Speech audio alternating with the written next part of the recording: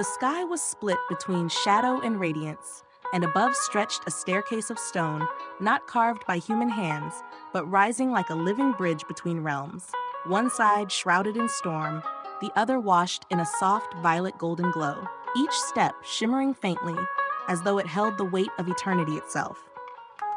At the base of the stairs stood a woman, her face pale with uncertainty, her eyes heavy with questions she had carried her whole life, and the air around her quivered as though time itself held its breath. To her left, veiled in shadow, stood the adversary, the old tempter cloaked in darkness, his gaze sharp as broken glass, his whispers promising power, ease, and the fulfillment of every hidden desire.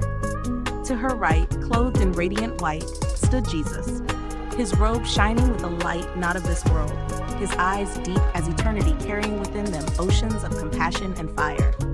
The devil extended a hand, his voice honey and venom entwined, saying, "You have suffered, you have been ignored, rejected, forgotten.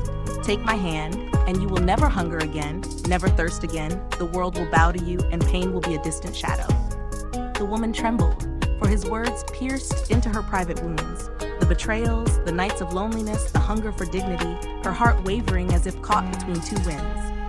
Then Jesus lifted his hand, palm open without force, the light around him glowing with violet streams, stretching into the heavens, touching the stars themselves. His voice quiet, yet carrying farther than thunder, whispering, "Come, not to escape pain, but to be transformed by love, not to rule, but to rise, not to possess, but to be free." Closing her eyes, she heard within herself the clash of two voices, one promising satisfaction without sacrifice, the other offering a love that asked for trust, not bargain, and her soul trembled like a flame in the wind as step by step the stairway called her.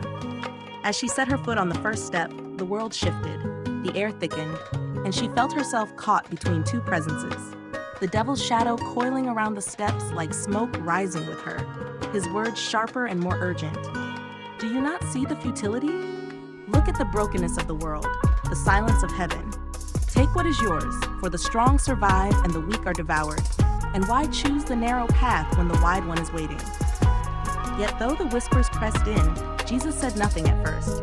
He only watched her with eyes like galaxies of mercy, his silence more powerful than 1,000 speeches, the violet gold stars around him glowing brighter, as if the cosmos itself leaned forward to listen, until at last his words came simple as dawn. "Child, you are not forgotten, you are not unseen. The world may wound you, but you were never meant to carry the weight of darkness.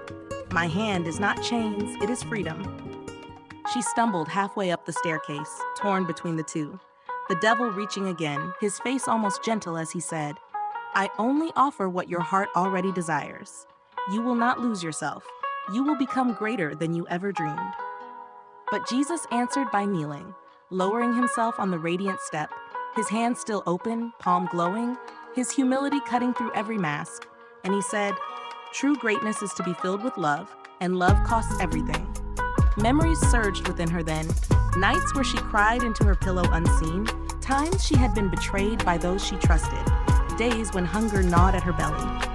She remembered praying once as a child, praying for her father to return, for her mother's tears to stop, for a sign that she was loved, and she had received only silence, a silence that had followed her, shaping her, making her doubt.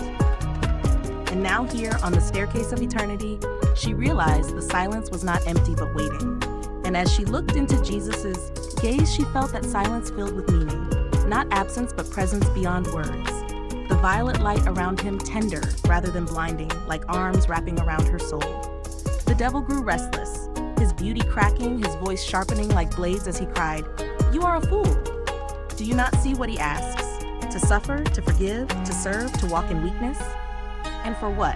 For a kingdom you cannot touch, a promise you cannot prove? Take my path, and the nations will know your name. You will be strong, feared, untouchable." Her knees buckled under the weight of choice, power calling to her like fire in the cold.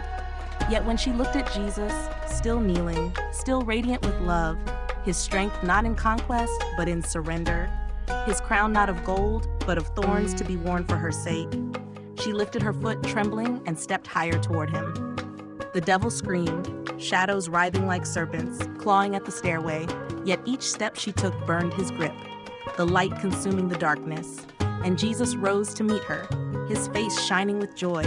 Each step she climbed, not her own strength, but his presence drawing her upward, the violet rivers of light flowing from his hand, washing over her wounds, filling her with fire that healed instead of destroyed. The devil's voice grew faint, distant, until it was only a whisper. "This is not the end. I will wait. I will find you again." But she no longer feared, for at last she reached him.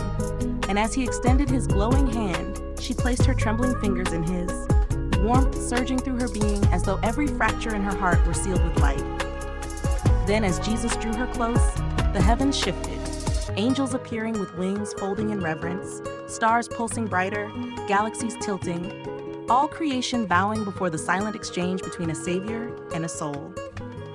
The woman rested her head against his robe, tears streaming not of sorrow, but release, the violet and golden light wrapping around her like a new garment, heaven itself clothing her. And Jesus whispered softer than breath, "You were never alone. You were always mine. Welcome home." The devil, cast back into the storm, retreated with fury etched into his face, yet marked by defeat, while the stairway remained eternal, a bridge for all who would face the same choice. And so the woman stood beside Jesus at the summit, gazing out over creation, stars, galaxies, rivers of eternal light, seeing the wounds of her past not erased but transformed, shining now as jewels of mercy, understanding at last that every pain had become an opening for his love to pour through. The silence of heaven stretched infinite, not emptiness but peace beyond sound, and there, hand in hand with the Lord of Light, she stepped into forever.